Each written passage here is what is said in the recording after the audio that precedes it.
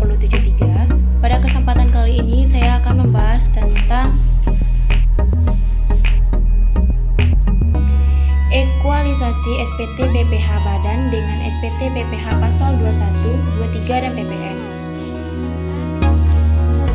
Ekualisasi berasal dari kata equal yang bisa diartikan sebagai proses untuk menamakan secara sederhana. Ekualisasi merupakan suatu proses untuk mengecek kesesuaian antara satu jenis pajak dengan jenis pajak lainnya yang memiliki hubungan, atau bagian laporan dari suatu jenis pajak yang merupakan bagian dari laporan jenis pajak yang lain.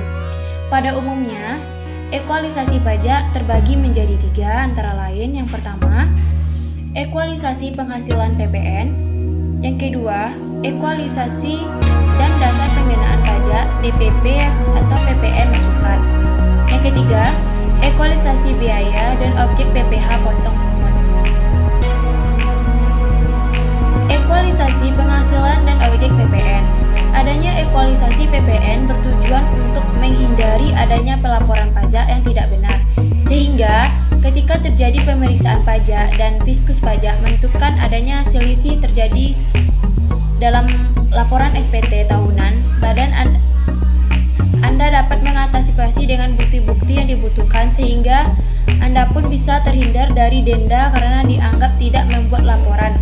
Laporan secara sederhana ekualisasi penghasilan dan objek PPN ini didasarkan pada perbandingan antara jumlah penghasilan yang ada di forum 1771I SPT tahunan PPh Badan dan jumlah 1 tahun objek PPN dalam SPT masa PPN.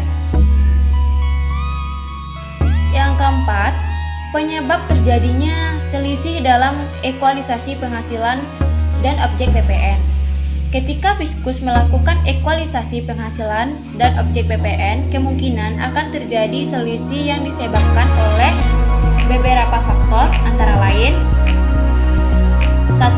Adanya perbedaan waktu penerbitan faktur pajak dan pengakuan nota, retur nota dan pembatalan. Yang kedua, ditemukan penghasilan PPh Badan dan yang ternyata bukanlah objek PPN. Yang ketiga, DPP PPN tidak termasuk dalam PPh Badan. Misalnya, penyerahan antara cabang dan pusat cabang terjadi kegiatan ekspor, perawatan di luar negeri, dan pengambilan peralatan sewa, pemakaian sendiri atau pemberian cuma-cuma, penghasilan penjualan aktiva pasal 16D Undang-Undang PPN.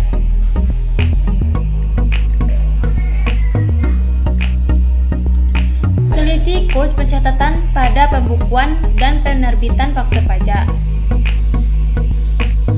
Sedangkan yang terakhir tentang pembayaran uang muka. Yang kelima, dasar hukum ekualisasi pajak. Ekualisasi pajak diatur melalui Peraturan Direktur Jenderal Pajak Nomor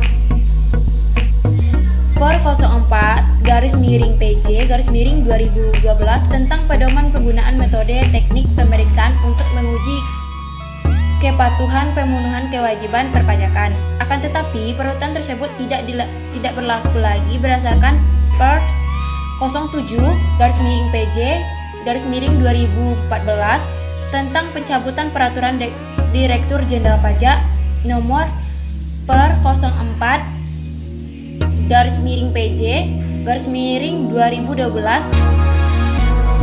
Dengan demikian, jika Anda ingin mengetahui penggunaan teknik ekualisasi, Anda dapat mengacu kepada Surat Edaran Direktur Jenderal Pajak Nomor SE 10/PJ/2017 tentang pertunjukan teknis pemeriksaan lapangan dalam rangka pemeriksaan untuk menguji kepatuhan pemenuhan kewajiban perpajakan. Sekian yang dapat saya sampaikan. Kalau ada kata-kata yang salah, saya mohon maaf. Akhir kalam, assalamualaikum warahmatullahi wabarakatuh.